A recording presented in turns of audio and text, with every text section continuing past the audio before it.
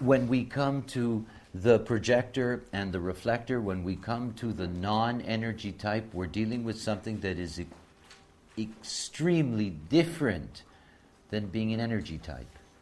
It's really different. You know, it's as different it can be. The energy type is always controlled and dominated by its energy. Always. And when I say controlled by its energy, I'm referring to its sacral or a motor to the throat. In other words, it's controlled by its capacity to be a manifesting or generating energy type. And so its strategies are strategies of moment by moment. That the strategy that we give to the manifestor to inform, or the strategy that we give to the generator to respond, is a strategy that's always at work. It's always necessary. Non-energy types are not like that. They cannot use their strategy all the time. It's not possible. It would make their being alive impossible. It just doesn't work. And the non-energy type, please understand, all that means is that they don't either generate or manifest. It's important to understand. That's what a non-energy type is, so that you don't confuse it with thinking that non-energy types don't have defined motors. They almost invariably do. There is energy within them, but they do not have a consistent and natural capacity to generate or manifest. And as such, they're only 21 or 22 or 23% of the population. And the majority of the population, all of the 70% generators and the 8% manifestors, most of the world is an energy type. So not only are they a minority, but they're a minority that has no intrinsic power. The strategy of the projector is to wait for the invitation. Yet that strategy obviously is deeply limited. It's deeply limited. You can't wait for an invitation to sleep or eat or, you're waiting for very, very, very specific invitations. But think about something. What you're actually waiting for is an invitation to have access to either a sacral or a throat to the motor.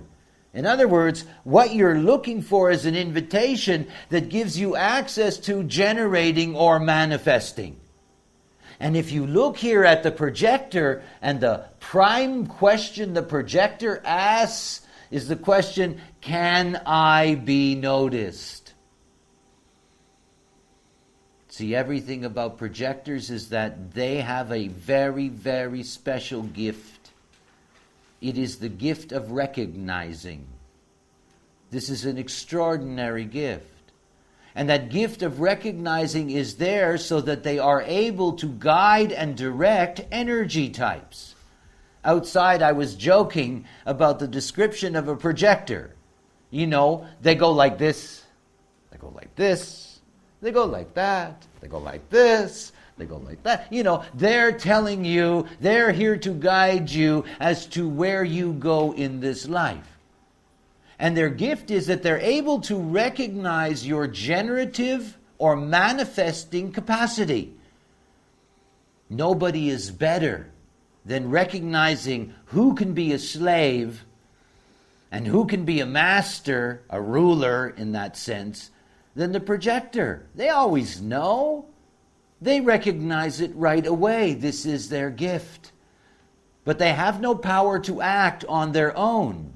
And unless somebody gives them the power to be the recognizers, they are the sourest souls on earth. There is nothing more sour than a projector that has not been recognized. I mean, it would curdle your soul. It's everything for them. Everything. And so they run around recognizing everything, but nobody recognizes them. And they eventually pucker up from their sourness until they suck themselves up their own. I'll let you add whatever you like to that fit. Think about the projector and the projector in their life. Let's look at a relationship. In order for the projector to enter into the relationship correctly, and this is speaking of a projector that's unemotional, in order for the projector to enter into the relationship correctly, they have to be invited into the relationship. In being invited into the relationship according to their authority, if they have authority, according to their strategy, this is correct for them. And in entering into the relationship correctly, they've been invited. All of that's fine. But after that, the invitations are over. They're in. They're in. They've accepted the invitation. Remember, for a projector, the important things in life must be the result of an invitation.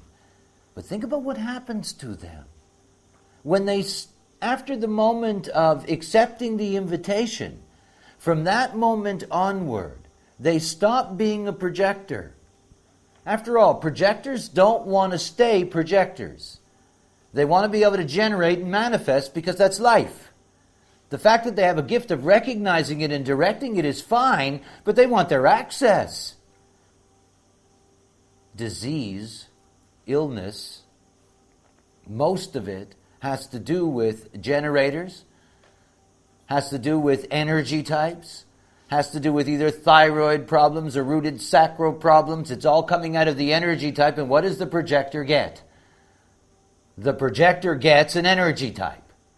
And the energy type puts inside that projector twice or magnifies the capacity for them to be able to generate or manifest, but also multiplies the capacity for them to become ill.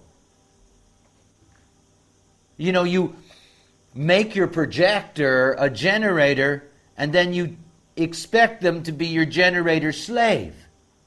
But they can't really maintain that. It's inconsistent. It's not them. Sooner or later, it's going to make them sick. And you see, this is the dilemma in terms of health for the projector. That dilemma is that they're taking in, between the invitations, they're living mostly in a generative field. They're taking in all of that. And it's natural for a projector to respond like a generator, because it's not natural for them to initiate like a manifester. After all, they're not doers. And so during those interregnums, between those invitations, they're there generating on somebody else's power. And there's a tragedy in this. The tragedy in this is that projectors don't recognize what's happening to them. Projectors don't know when they're sick. You have to recognize it.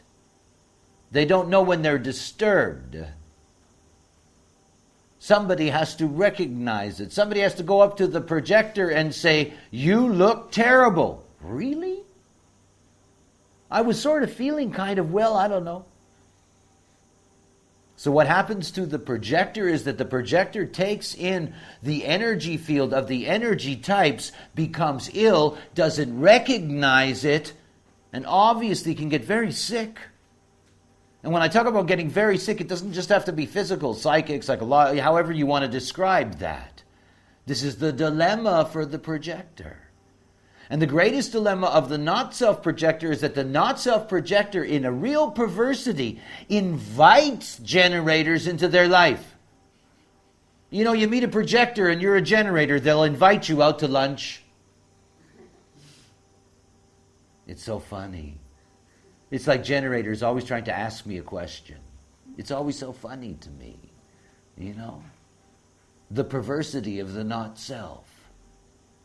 It's important to understand that the projector can be so vulnerable. You see, when I talk about the hierarchy and they've been at the bottom of the basket, they're not anyone that can claim their place. Their place must be recognized by the totality. It must be recognized by the other, so that they can then take their rightful place. After all, they are here to guide us and guide us efficiently. But nobody suffers more as a type in terms of the pain of life than projectors because of the bitterness. The bitterness that they have to be ill and they didn't even know it. The bitterness that they have a problem and somebody's got to show it to them.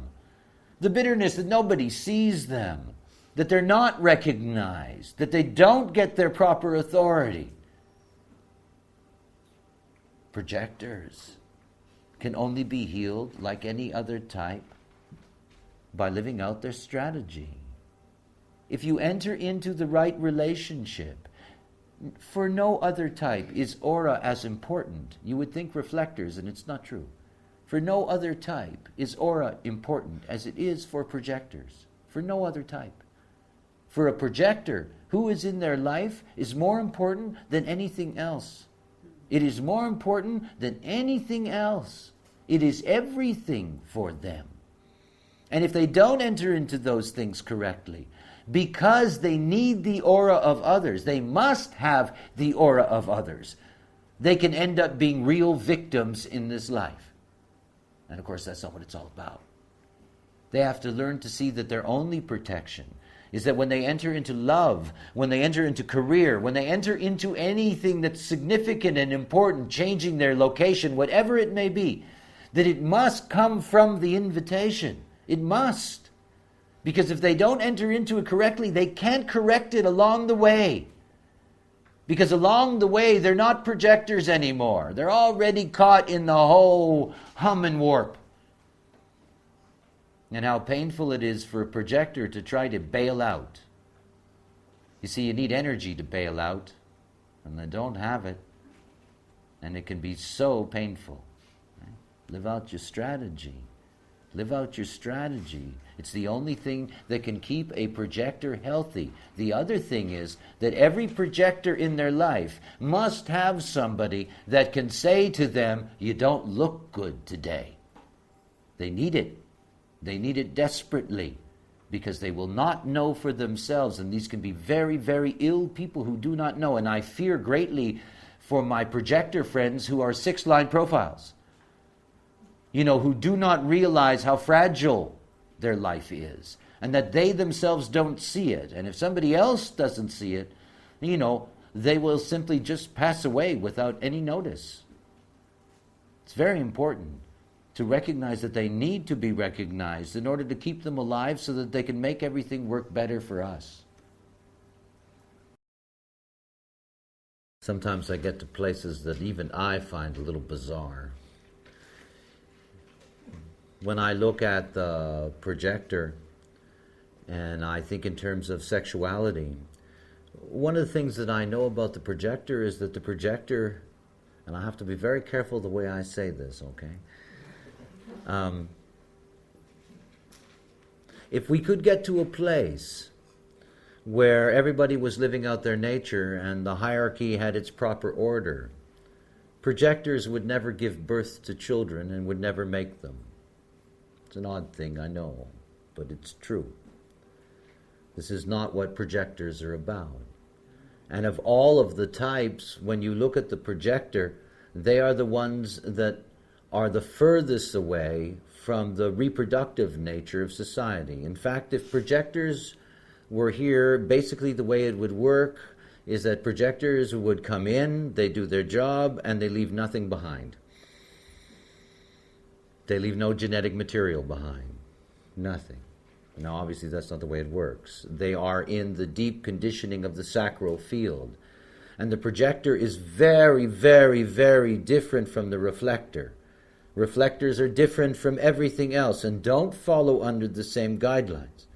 But when you're dealing specifically with the projector, it's very important to understand something. They are not generative. They are not here by their very nature to bring life into the world. It is not their nature. It just isn't. Oh yes, they can. They can be conditioned to do so. They can be conditioned to be fertile. And to be conditioned by being fertile, by being in the aura of somebody that they should not be in the aura with. Because then they end up being reproductive. See, projectors. They are neither generative nor manifestors. And every time they enter into any of those realms, they suffer the consequences of that conditioning because it is not for them. They are here to be recognized and recognized as guides. And they're here to be rewarded with energy for being those guides. Think about the sexuality then of a projector. That projector only has one way of knowing whether or not a relationship is valuable, after all. They have to be invited. But after that, everything is out of their control. They're not going to be invited to this kind of sexuality or that kind of sexuality or whatever. They're going to get into the relationship vibration. They're going to get into the generative or manifesting field that's there, and they're going to be ruled by that field. And it's not them. You see, they are not here at the deepest level to worry about what they bring into the world. They're here at the deepest level to make sure the world keeps going. And in a sense, for projectors, we're all children. You know, a projector looks out at the rest of the energy types and looks at them and says, boy, do they need guidance. Oh, these poor little children, boy, are they lost. I better take them along and show them the way. Because that's the real children of the projector. They see it in everyone because they see that the vast majority of energy types are just chaotic. Chaotic as lovers, chaotic as friends, chaotic as workers. You know, the projector gets this woo that comes in from these types and looks at them and says, calm down, dear. You know, calm down, it's okay. That's not an easy sex life if you don't enter into it clear. That's not an easy intimacy if you don't enter into it clear. It just isn't. It can be very painful. And remember that the projector can't get out so easy. They're not manifestors that slam the door. They're not generators waiting for the response to run out. So many projectors I know will stay in a relationship until it's obvious they're being invited to go. You know? It's just the way that works. And you have to understand it's the other way around. See, the job of the projector is to be able to say, there's the door, take it.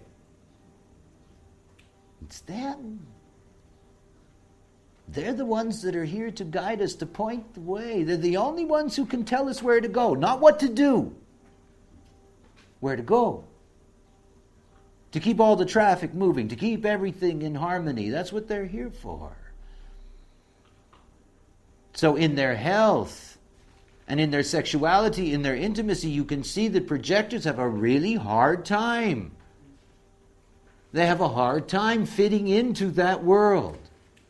And because they don't have the ongoing generative or manifesting capacity to operate in the strategy moment by moment to get out of it, it's not easy. If they make a mistake, that mistake can haunt them for decades. Decades. Because you see, they need the link, they need the energy. They can't be without it. Nobody puts up with more abuse in this life than projectors. Nobody. They put up with enormous abuse. They are taken advantage of by energy types. They are abused by energy types. They are kept in their place by energy types. And the projector just suffers its bitterness alone. Nobody sees me, nobody appreciates me. It's a pain that you can literally feel when you meet these beings. It starts with the strategy. You see, the invitation is recognition. Oh, it may not be the best invitation, and there will be others. There's lots of them. But you see, there comes the recognition.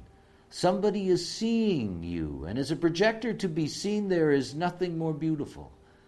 And it's the great irony of projectors, you always notice them. You can't miss them. You know, they have white hair and wear overalls. You can't miss them. You know, they always stand out in a crowd. You can't miss them. They're there. Everybody notices a projector. Everybody. And there's the projector inside going, will anybody notice me? Will anybody see who I am? Yeah. The emotions. You can't get anywhere without dealing with the solar plex center, and the solar plex center always shows up, and whatever it shows up, it's going to alter, obviously. It's going to alter the way in which the strategy can be lived out, because it changes the frequency. And it's always going to add additional pressure to anybody's type to be emotional. It's going to add the pressure because there is all this false propaganda and conditioning that you're supposed to be able to get things right away, and you're supposed to be clear right away, and so forth and so on. And that people who are emotional go through trial and error as a process with people around them from the time they come into the world, because they see what it's like when they're up, and they see what it's like when they're down, and they see the kind of impact that has, and they go through that whole roller coaster themselves. Emotional people have to deal with that. They have to deal with a life that has no true, consistent truth to it. They have to deal with a life that's nothing but clarity built on clarities. There are no absolutes for the emotional being, cannot be absolutes for the emotional being. There can only be this movement, this flow, this growth of clarity as one moves through the emotional cycle. When you come to a projector, and you come to a projector that is emotional, then you have somebody whose bitterness and suffering obviously can be very profound. It can go into deep emotional depths. And you also have those that in their bitterness and in being emotional and having the opportunity to connect to a sacral or a throat will throw all that bitterness out very quickly back in your face. You know, you get soured by them. The emotional system demands that you wait. There's nothing else that you can do with it. Nothing. You can't tell it to hurry up. You know, I need to make a decision right now, so please move. You know, you can't do anything with it. You have to honor it. And at the moment that you see that it's not a punishment, it's not a punishment to wait. It's not a punishment to take your time and go through the emotional cycle. Think about what that's like for the projector. The projector has to be invited. They're already concerned as hell that nobody's going to notice them anyway. And somebody sends them an invitation, and they happen to be in the high end of their wave, and they go, wow, this is great, I'm going to go. You know, or they're in the low end of their wave, no, I don't want to have anything to do with it, it's terrible. And yet that's not the point at which they can have any clarity. They can never have clarity in the now. No truth in the now is the authority of the emotional system. No truth in the now. So that person that has to wait for the invitation, not only do they have to wait for the invitation, they have to do nothing with it when it comes. They have to leave it alone. Walk away from it. And I have to wait for it to come back again. It's this funny thing about emotional projectors that I've noticed. You know, you invite them. You know, you want them to come to your house for dinner or something. You know, you invite them. 3 days later, you're going to have to invite them again. You know, and if you're dealing with their aura, you won't think of it in that way. You'll just either call them again because you forgot you called them the first time, you know, or you'll call them again because you're wondering if they really got the message, or, you know, whatever the case may be, but you go back to them again because their aura will call it. If they're waiting to be invited, if they're waiting out their wave. And you see, if you keep in mind that the projector and its strategy is only about major things, it's only about major things. It's only those major things that they are going to have to be careful with. They're going to have to say, wait a minute, you know, let me think about it. Let me sleep on it. Let me carry it around inside and see what happens. Because that's what the emotions do to us. And remember something about the emotions and our relationships with others. Nothing is going to give you greater depth than being an emotional person in a relationship. The emotional being goes through everything, processes all of it. If they wait long enough, they're going to be clear about who belongs in their aura. And remember something about being an emotional person and about love and friendship. You have to take your time so that you can be clear. But you also have to take your time to make sure that the other person is clear. Think about somebody who's open emotionally. And they meet somebody who's emotional. And the emotional person is up. So they're both up. And it's very easy for the unemotional person to enjoy being up. When the emotional person goes down and they get the backlash from their partner who's gone even further down, that partner may not want to be with them anymore because they don't like being taken down into that place. It's not just the emotional being having to wait out the wave to be clear about the other person. It's about seeing whether the other person can tolerate them, can live with them whether they're up or down. And it means that for the emotional being, love is a long dance. You know, it's a dance to get in. It's a dance to stay in. You know, it's a long process. And the moment that they realize that, that's a moment that they get to get the benefits of what love can really be. But it takes time. It takes time to see that the other being wants to be with you. You see, it's our great curse. It's also our great joy. The genes, the genetic game, is that you're attracted to what you're not. It's the way it is, what to do. So we're suckered into this game all the time. And it's not like we can do anything about being suckered into the game. We just are. And so somebody who is emotional will attract unemotional people, and somebody who is sacral who will attract unsacral people, and so forth and so on. It's just the way it is. And emotional beings have to recognize that it's not just them that has to see what it's like through the perspective, but they have to allow the other person to live through that and see whether they want to be in that, whether they want to be in that wave, whether they want to be the mirror and the magnifier of that wave. The emotions rule the world. They rule everybody's lives. It's all over the place. You can't escape the emotional realm. Every time that I can reach an emotional being, every time I can get them to sleep on it, every time I can get them to wait another day and another day until they have a little more clarity, it makes this world a nicer place to live in. It makes it a more stable place to live in. It's an ordeal for the emotional projector to wait in their fear of not being recognized, to wait, get an invitation and not be able to react. It really is difficult. There's no question about it. But yeah, so what? I mean, life, you know, this is part of what it's about. And at the moment that they can deal with that, the moment that they can wait through that, they'll get their reward. And nobody gets a better reward than projectors, eh? Oh, do I ever get their reward? Because once they get into you, they've got you. And there's no escape. You know, don't ever let a projector cling to you if you don't want them there, because they'll never go away. They keep on drawing it out and drawing it out and drawing it out and drawing it out. Oh, I know. The obvious is often, well, just obvious. You know, if you look at the reflector, you can really see how really different they are from the other types. See, no reflector can ever be born emotional. I mean, they can't.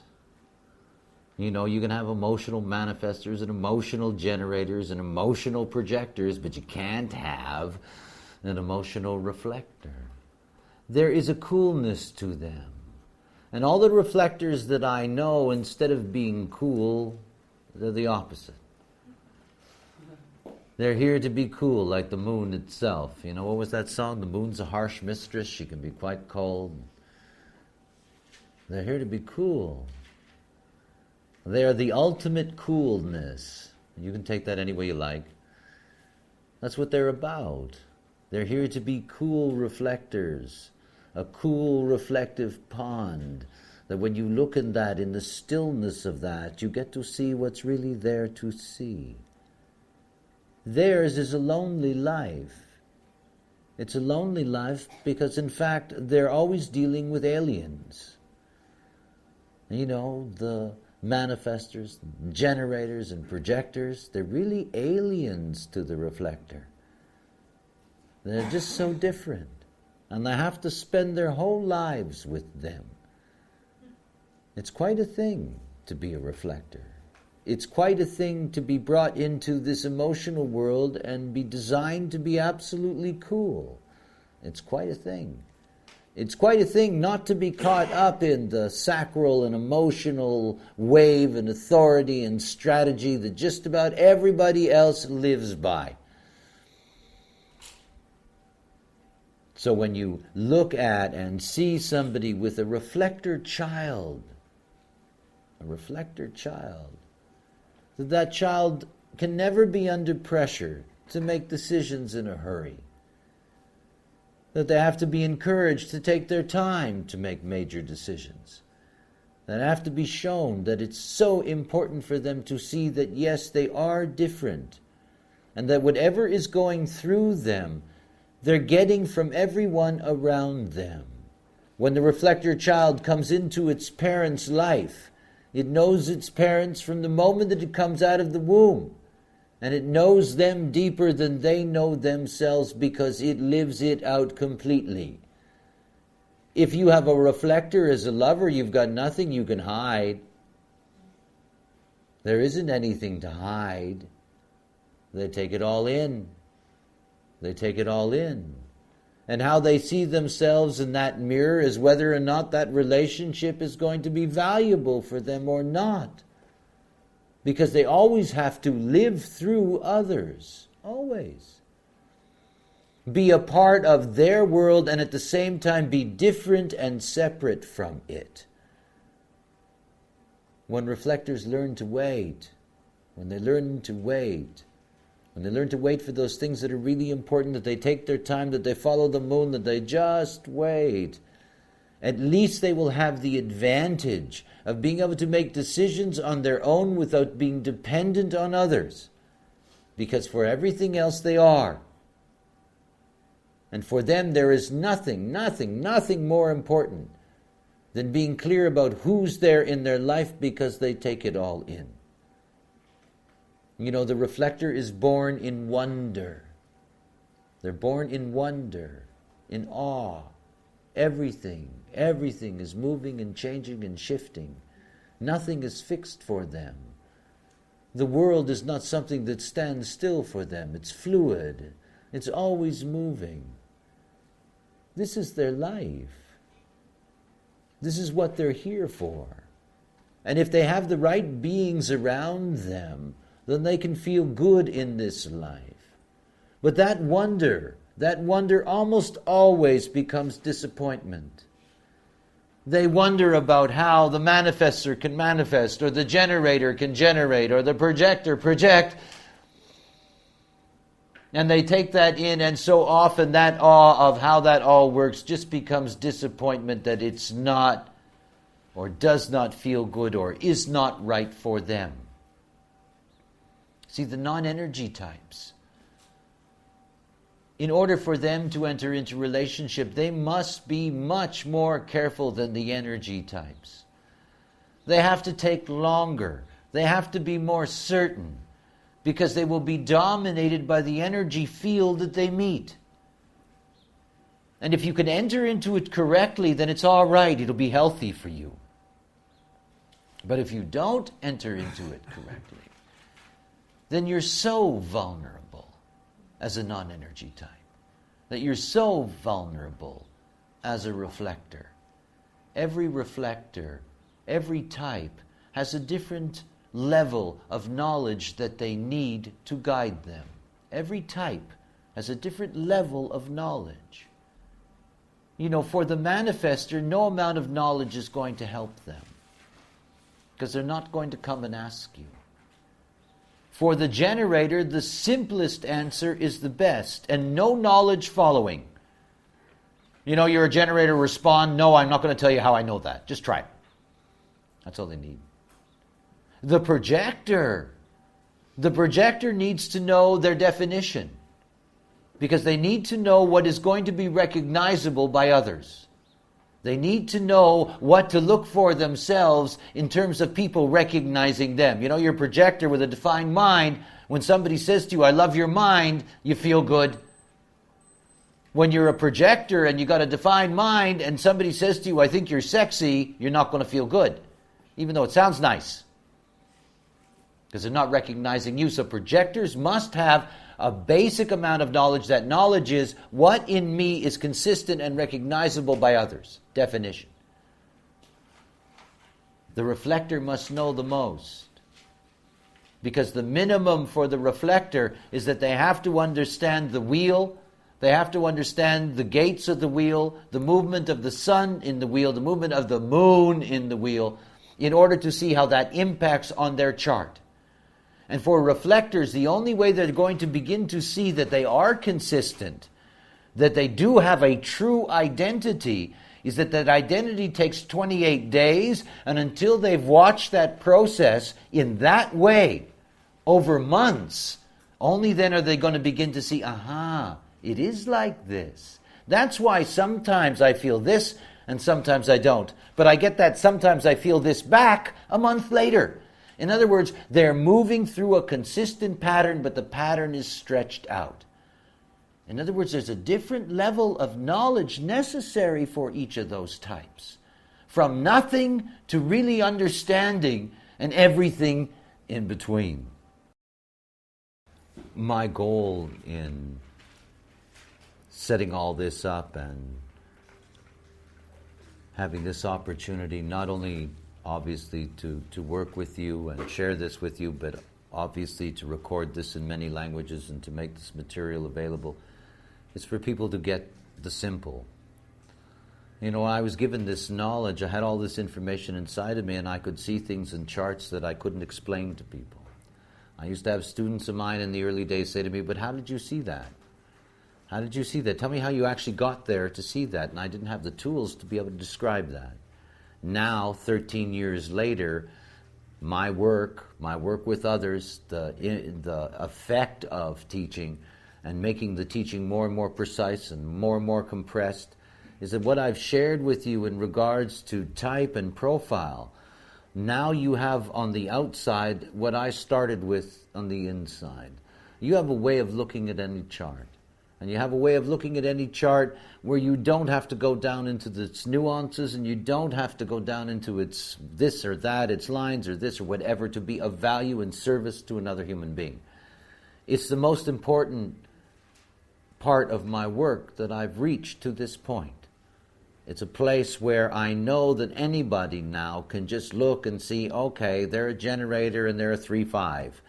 And you know, there's just the basic information of that gives you not only an insight into that being that's really profound, but gives you a chance to give that being a tool that's simple and easy to work with. It's what it's about. Please recognize that. Take advantage of how incredible those two things are to be able to guide us to what a person is. Take advantage of it in your own life. Live your type, watch your profile emerge, because that's what it's about. And take advantage of that for the benefit of others. Let them know. Let them know what their strategy is.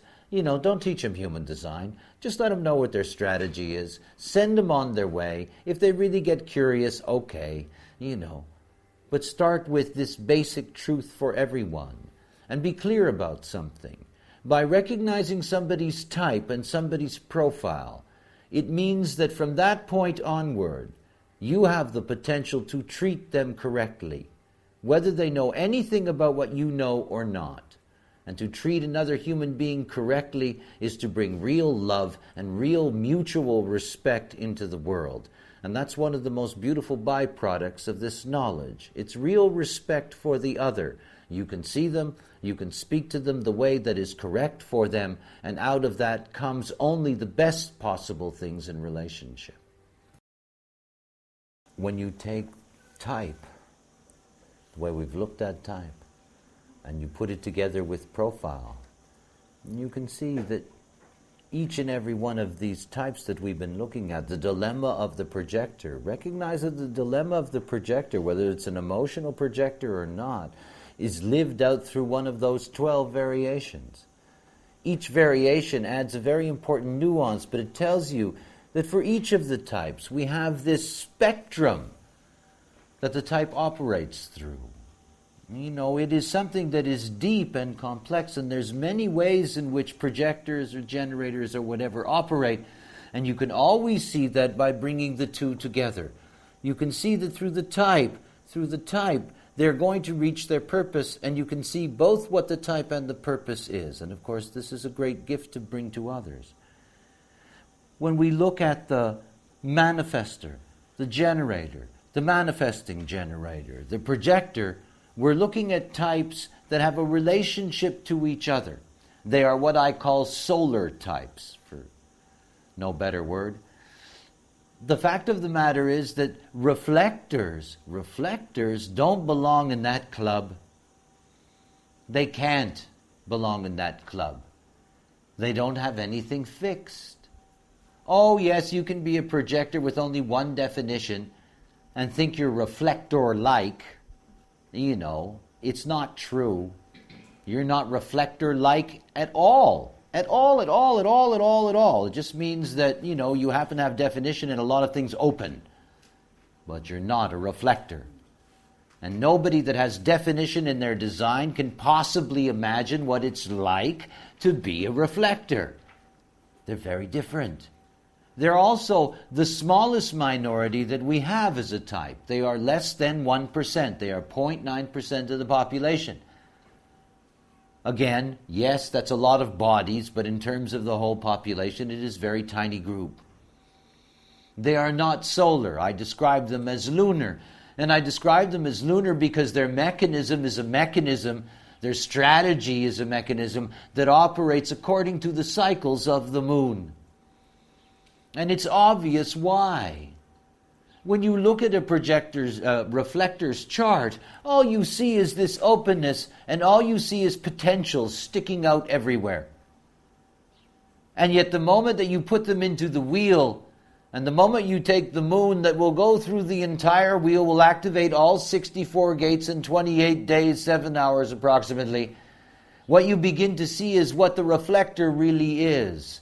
The reflector operates on a lunar cycle. One moment they're a generator, one moment they're a projector, one moment they're a manifester, one moment they're a defined ajna, the next moment they're a defined self, the next moment they're emotional. In other words, they go through a cycle. They're not born fixed. They're not born fixed. But they're here to be fixed by the program. They're here to be given a consistent way of being through the consistency of the program, and particularly the moon going around the wheel. But they're not like any of the rest of us. Not at all. You see, the moment you have definition, what's open in you is your weakness. Instantaneous. Because it is the counterpoint to your definition which is reliable. So there is this counterpoint of conditioning in the open center. But a reflector doesn't know that. A reflector has no counterpoint. It doesn't exist. They have no tension with being conditioned because for them it is not conditioning. I have a reflector friend of mine many years ago, and she said to me, it's like being a surfer. Wherever the wind blows, I'm okay. You know, following the wind, that was what it was all about. You see, reflectors are here to mirror the community around them. They're here to mirror anybody that comes into contact with them. They are the lunar reflective element. You see, it's through a reflector that you can discover, in the reflector, they can discover what's going on in any human being. Nobody else, no other type coming into this world has a greater possibility to be wise than a reflector. There is nothing fixed in them. Nothing. And they are open to the holiness of the program because the program makes them. They're created by the program. They don't come in with a fixed definition. The program creates them and recreates them every day, every month, all the time. They are a wonder, in fact. To see reflectors on the mundane plane is another story. They tend to be beings that end up having to cling to auras, having to create living entourages in order to be able to have stability in the auras of those around them.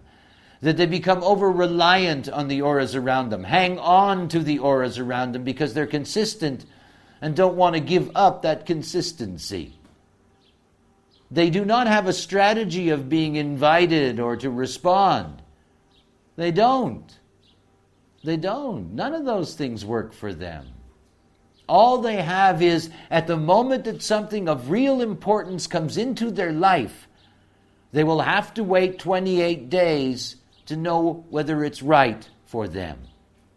And during those 28 days, they need to see what they're processing. You know, as they go through the cycle in those 28 days, there's certain days they're mental, so they can mentally go through it. What do you think of this person? Well, this person, blah, blah, blah. There are other days they're emotional. They go through the feelings of what they feel towards that person or situation or whatever it is that they need to make their decision about. But after all, that's only for those things that are important. It takes long time for the reflector to come to those points where it can be clear. To come to those points. After all, it is a design that has no inner authority. None. There is nothing within the reflector that they can trust. Nothing. All they can trust is the totality. Because it's the totality that gives them their life. They're not fixed. It's the program that gives them their life. It's the moon that gives them a sense of being. It's the cycle of the moon that gives them this sense of continuity in their lifetime. And when reflectors stand back and they go through their 28 days and they wait and they wait and they talk and they interchange and they go through that whole process, they get to those points where they can be clear, where they can make the right decisions in their life. But after that, they're just caught up in the wave of life. That's what they're here for. That's all they're here for. They're here to vibrate in the world. They're here to be seen. They're here to be integrated with. A reflector can make friends with anybody. A reflector can have the devil on one arm and Christ on the other and walk them down into the local cafe. Doesn't make any difference to them. They're open to it all and they're the mirror of it all. They're not here to suffer. They're not here to be lost and, oh, my reflector friends are lost. They're not here to be lost, absorbed in the auras of others. They're really here to be of enormous service because they're not in the game. They're out of the game. The game belongs to the manifestors, the generators, and the projectors. They're the ones that are involved in earth plane game, you know? They make the world happen. They make the Maya happen. They make the business happen. They make the sex happen. They make everything happen. And the reflectors are there to watch. Really. Years ago, Jürgen and I were in Cologne in Germany. And we were staying with some young people, I think friends of yours, Martin. And they had a little boy. And the little boy was a reflector. What was his name? Do you remember him? Anyway, little boy was a reflector. I don't know, 4 years old, max. 4 years old, 5 years old, whatever. And there was this wonderful story. He was at the daycare, right? And the teacher was playing chair games with him, with the children, you know, to sit on the chairs, you know, and then you take a chair away and the children go around, musical chairs, going around in circles. And this little reflector, Max, is off on the side, wandering around the edge. And the teacher recognizes this and goes over to him and says, "Where would you like to be?" And he said, "In the middle." In the middle. You see, if you could draw a picture of the manifester and the generator and the projector, they form a triangle. And in the center of that triangle is the reflectors. That's what they're here for. They're here to be in the middle. And you see, they're like the canaries I told you about in the mines. They will tell you before anybody else if there's something wrong. Not because they'll tell you verbally. It's because if there's something wrong with them, there's something wrong with their community. If there's something wrong with them, there's something wrong with their lover. If there's something wrong with them, there's something wrong with their friends. Because they're the ones that reflect it. And that's their magic.